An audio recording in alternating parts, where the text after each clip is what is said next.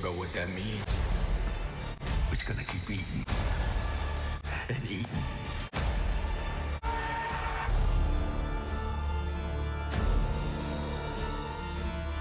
Hey everyone. So, I'm sure you're probably wondering, well, maybe some of you are wondering, where the episode 3 was for Daredevil Born again. Because I said I would make a video every week about it.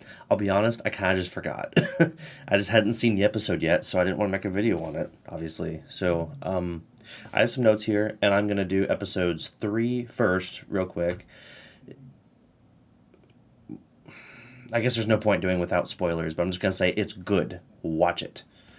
And then I'm going to do episode 4.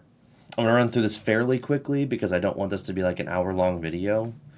So episode 3, I got some notes here. Give me a second. Let's see. Okay, episode 3 is a bit of a slower episode. There's not really a lot of action that I can think of in it. I saw this one a couple of days ago, so my opinions, some small details I might have forgotten. But this one was good, though. There was a it's essentially the court case of Hector Ayala. I hope I'm saying that right. The White Tiger, right? This other vigilante that Matt is defending now in the court case that I think we talked about it last week, where Matt is having to defend him from some dirty cops who kind of lied about stuff that happened. The court case itself is actually pretty cool. It's an interesting reflection to see like Matt struggle with himself being a vigilante while trying to defend this other man for essentially doing what Matt himself would do. Like just for no reason.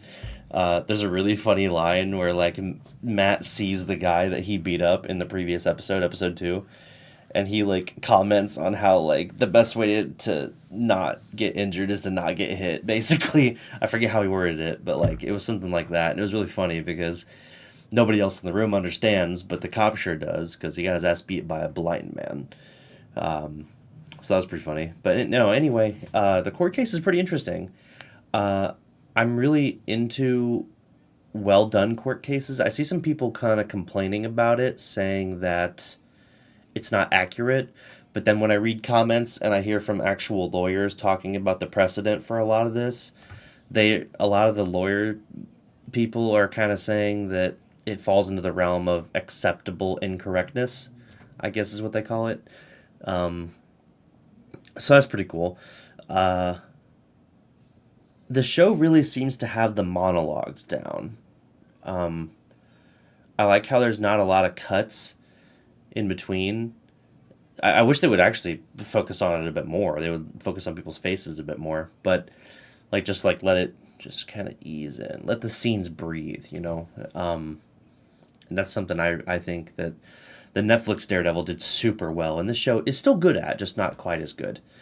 And that's the thing about this show. It's really good. But if you're expecting it to be as good as the Netflix Daredevil, I just don't think it's there yet. And that's okay. You know, that's okay. Like, that show's like a 10. This is like an 8 so far. And you know what? I'll take it. Anyway, now back to let's see. So, yeah, it's weird because they're having to, like, sneak this witness around that saw the whole thing for Hector's incident with the police. And the cops are, like, low-key trying to kill him so he doesn't get to the courthouse. So they have to do this thing where they use, like, a fake vehicle to get him to where he needs to go. And when the guy gets up there, he lies. Like, straight up. Like, he I don't know if he's afraid of the police. I think I may have missed that part. I think that might be what it is. But, no, he just lies straight up about the...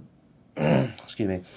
About the issue and says, oh, I wasn't there for that, blah, blah, blah. Which is crazy, and it drives Matt to do something that I don't think he should have done, personally. But I get why he did it. He had to out Hector as the White Tiger, because at this point, the court, the people in the court, the jury, the viewers on the outside, the public, did not know that this was White Tiger, right? And so Matt basically has to out him because it says something about the person's character, that they're willing to fight for basically no real reward, right, and save people. And that was kind of the basis of his case when the witness fell out. And it works. He ends up getting him out of. It works. He ends up getting him dismissed of all charges, and everything's good. We'll talk about what happens there in a minute. Because there's another subplot that I'm really excited about, that I'm really enjoying. That was also addressed in the 4th episode, which we'll talk about in a few minutes. But, in particular, I am a big fan of this Punisher worship among the police.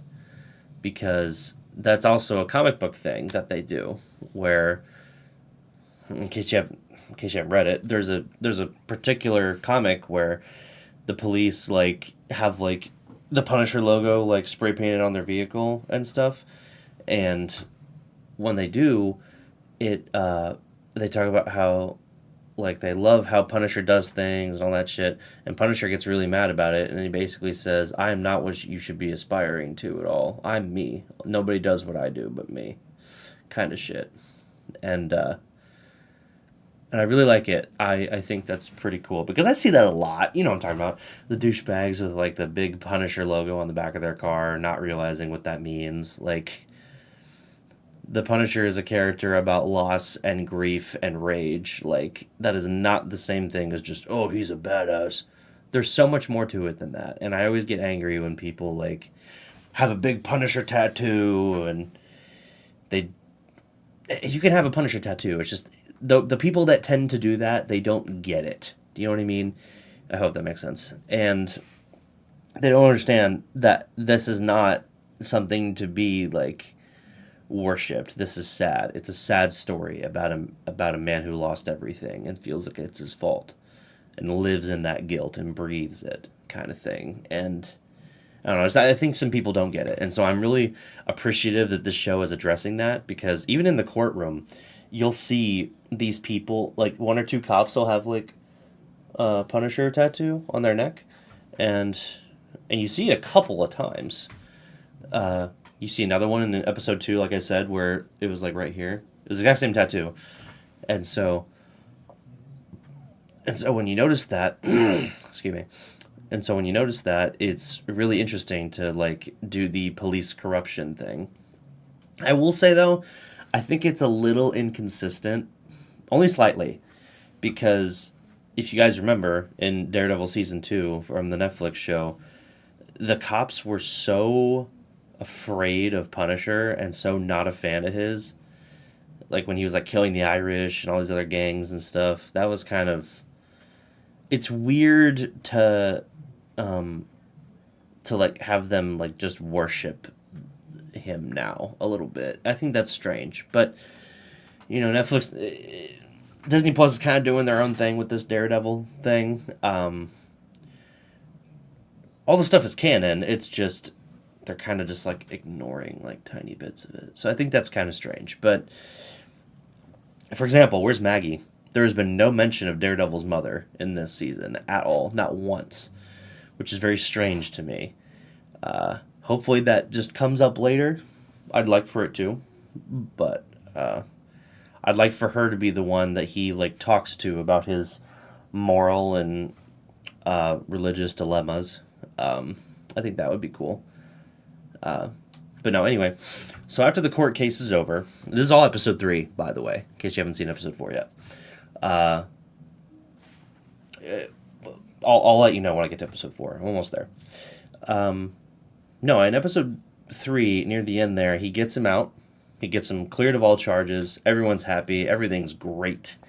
The cops are pissed. And naturally, day one of being free, he suits up as White Tiger again. Shouldn't have done that. Because the second he suits up, he runs down the street, he hears someone scream, he turns a corner, and someone just domes him in the side of the head, and he fucking dies.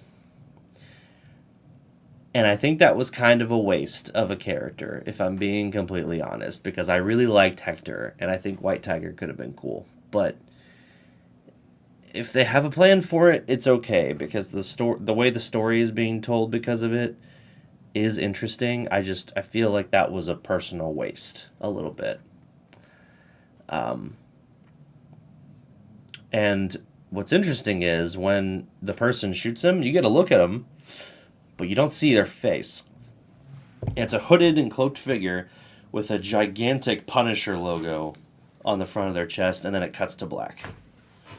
And so Matt obviously wasn't there, so we didn't see this, but we as the audience saw it. And so that tells me, basically, that Punisher was going to be next. Spoilers, he is next. And so, yeah, that was pretty cool. Good episode. If I could put a number to it,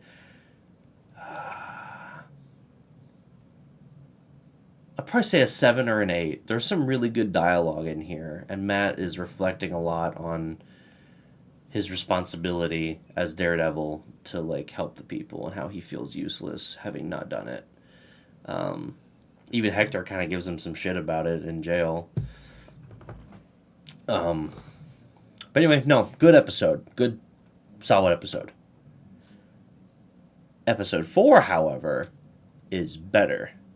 Except for one thing, and we'll talk about that in a minute. But, so episode 4 is, I'm just going to consider this like a mid-season video. I'm going to do that, okay? So essentially what it is this episode is more about the repercussions of that. Let me pull up my notes for that one. Sorry, one second. I just want to...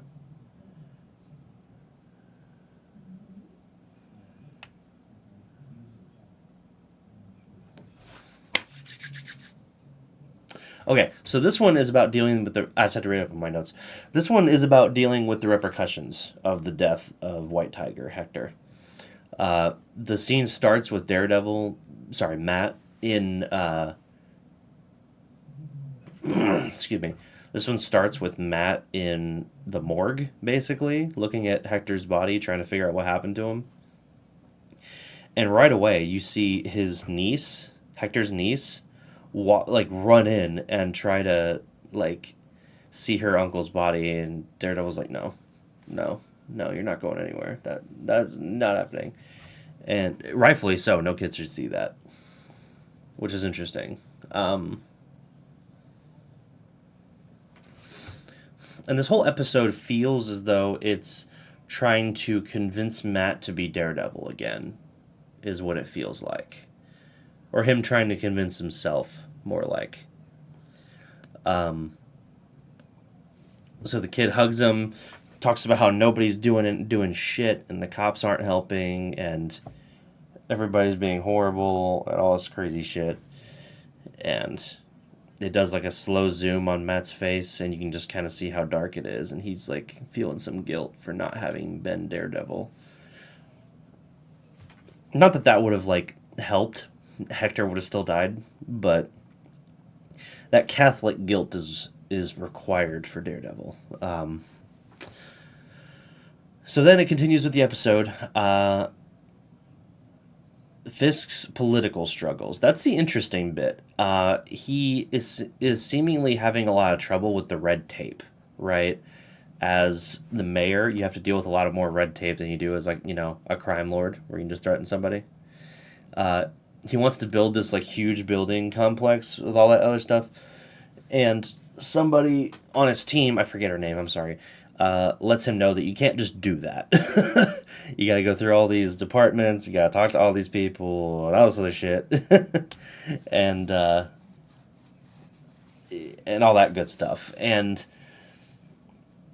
so he's trying to do things, because he's basically like, let's get things done. We have to do things, Vanessa. And we have to get things done. I'm getting them done, kind of vibe. And so his political stuff was actually kind of interesting, which is weird, because it almost seems like the mask is slipping a little bit in his, excuse me, his mask is slipping some in regards to like his old crime lord ways, and then it falls off completely at the very end, which I'll tell you about in a minute. But that kind of surprised me. No, so during that, the character Daniel, which is one of his like legal employees, like or not legal, sorry, his government employees, like his the young kid, like he's like 20 something. He goes out to a party with his friends, including that girl with the website, BB, I think is her name. I don't really care about her, but I think that's her name. And at one point, she talks about unions, and he lets slip that that's not really a priority for them at all. He's like, nah, man, we're focusing on like garbage distribution and some other recycling and some other shit. And he lets that slip, and as soon as I heard that, I was like, oh no, oh no, he's gonna get called Union Buster, and he does. So so he ends up going home, and the next day there's a big article going around calling Fisk a union busting piece of shit, and of course Fisk is furious. He starts yelling and screaming at everybody. Daniel comes forward, and he basically admits to doing it. He apologizes a bunch and all that other stuff, and then Fisk seems to be willing to give him another chance because of the loyalty, which I think is interesting for his character. It makes a lot of sense to me. Highlights the complexity of Daniel a bit for me. Um, Let me see.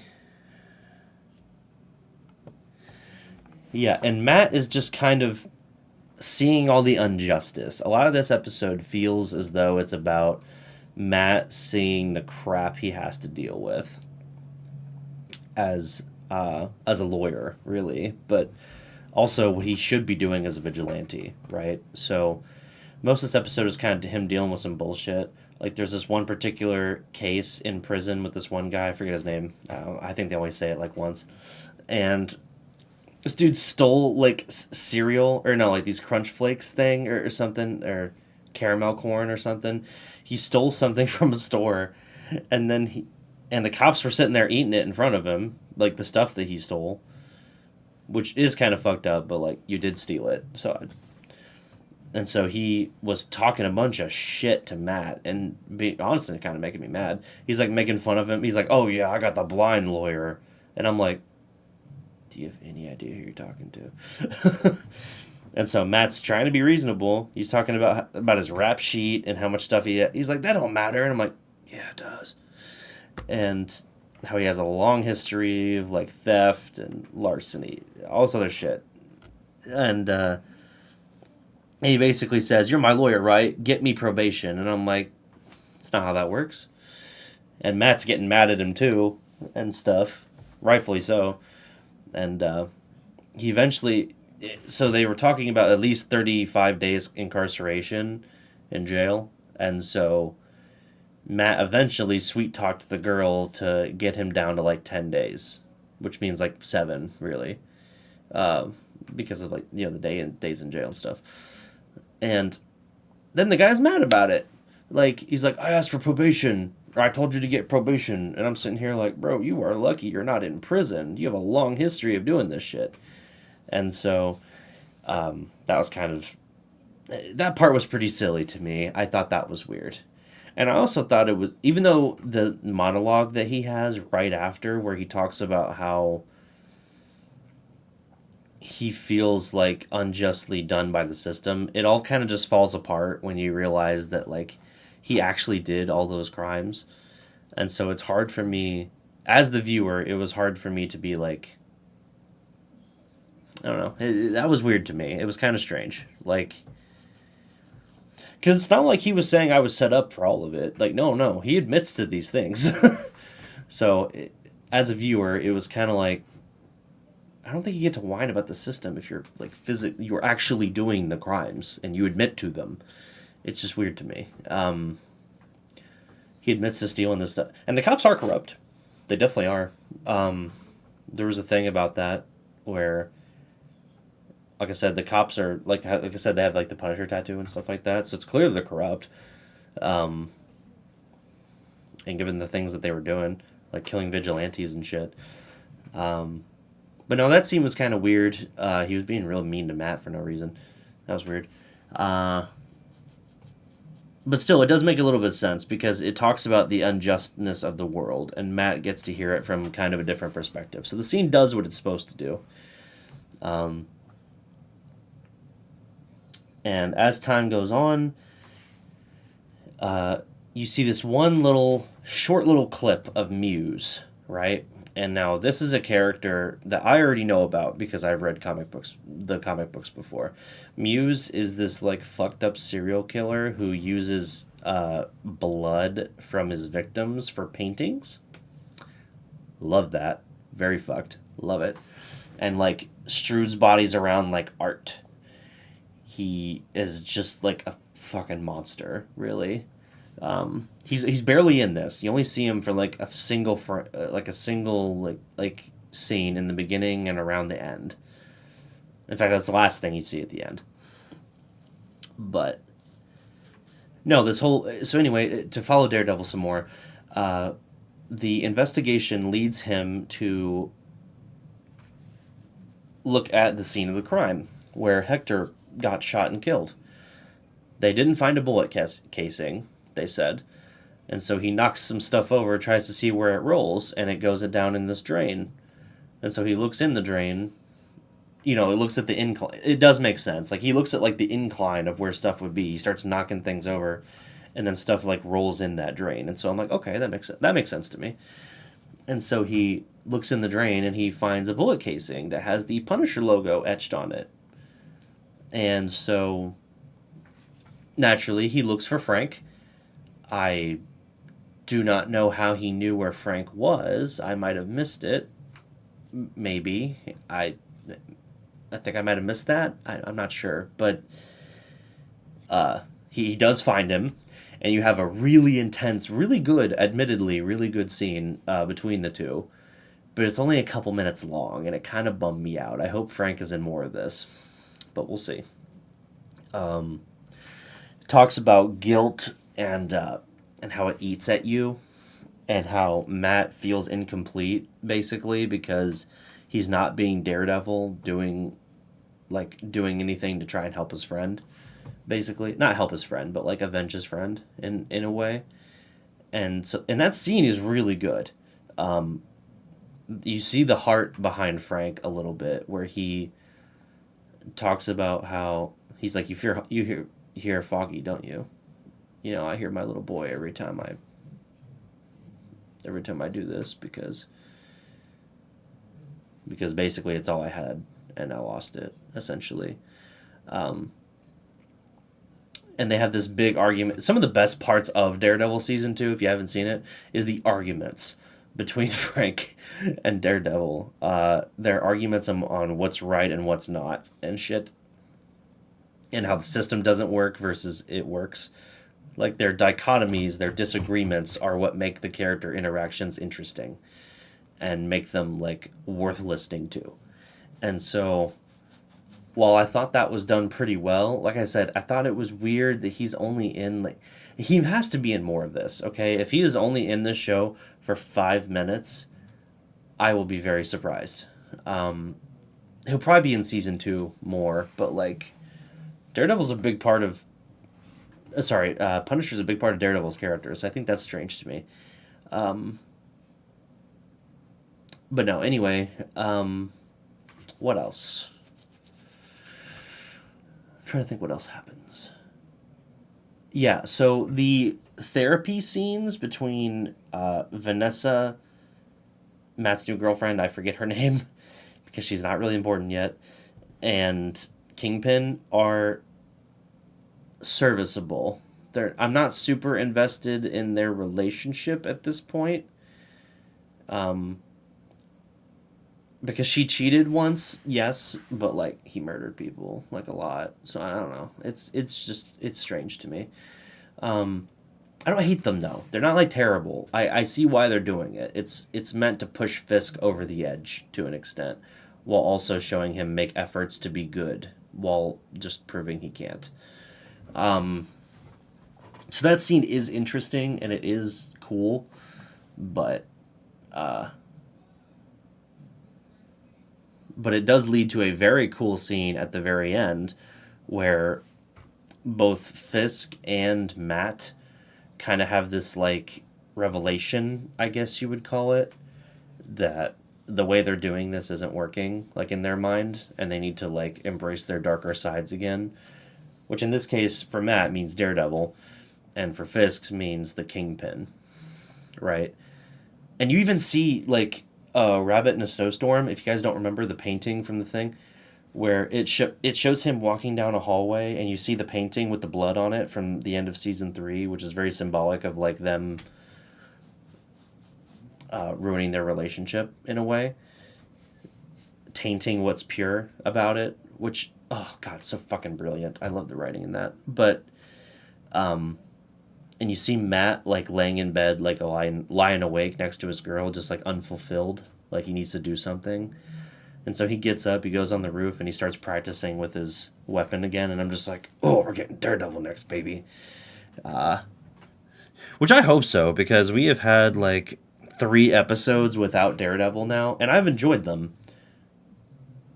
But it's time for some Daredevil, okay? I want to see some bones snap, please. Or sorry, more snapped bones, please. And so the juxtaposition of them, not juxtaposition, that was the wrong word.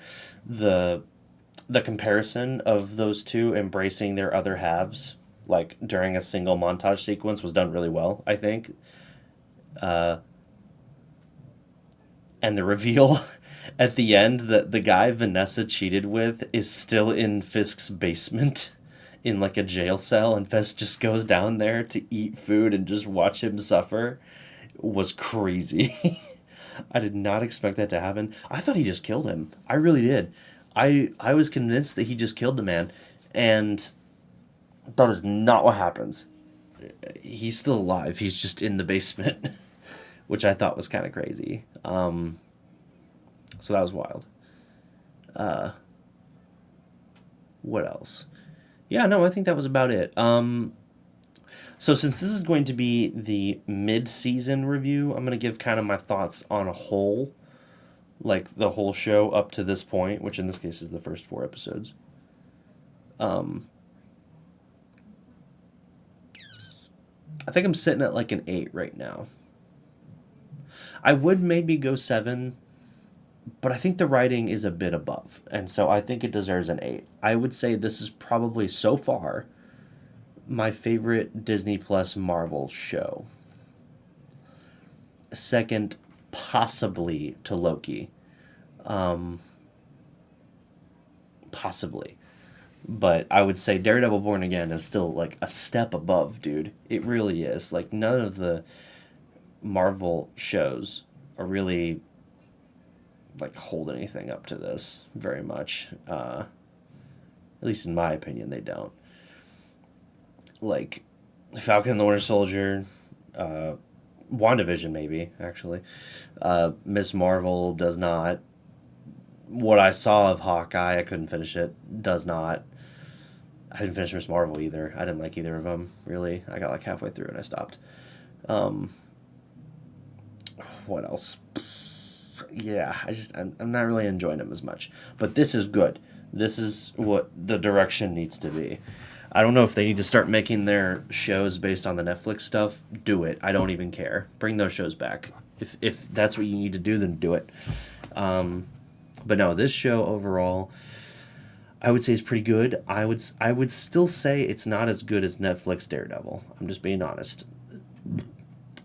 The fights are not quite as good, even though that one fight with Matt and the police is pretty. You didn't hear that. That fight with Matt and the police is pretty awesome. Didn't expect that to be that cool. He fucking like breaks his bone like the wrong direction, and this part's like sticking out and stuff. Oh god, that's horrifying. And yeah, so that was kind of nuts. I would say overall, I feel a little misled though. I know that this show went through a lot of behind the scenes stuff, but like Karen and Foggy are nowhere to be seen in this show aside from the very first episode, and Foggy for the first 10 minutes. Like I think that's strange. I feel a little misled, to be honest.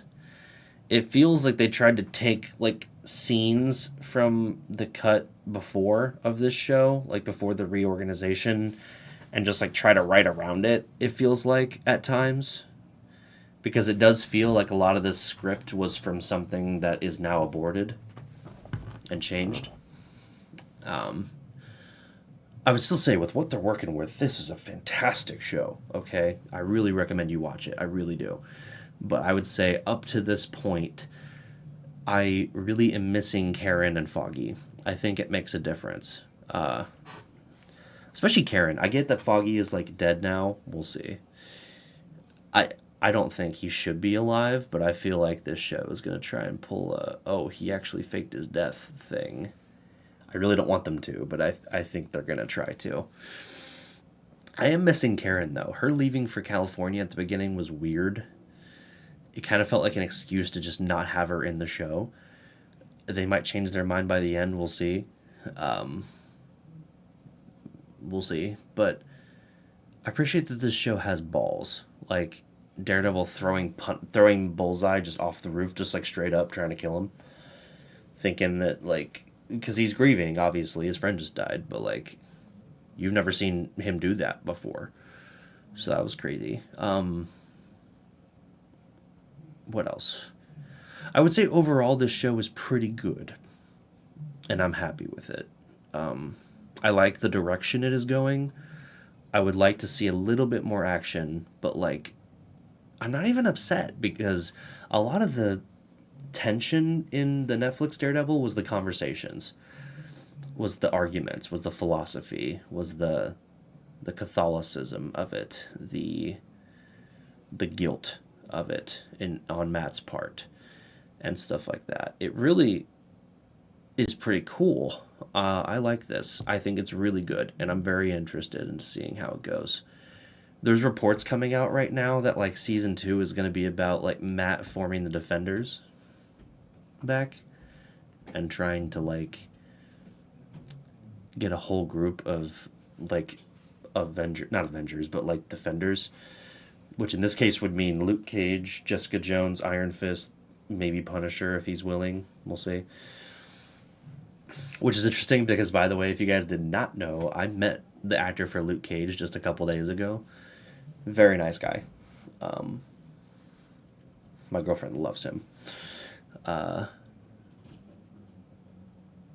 yeah, yeah, I'm definitely into it. I think it's pretty good. I'd say right now I'm probably sitting at an 8 out of 10. And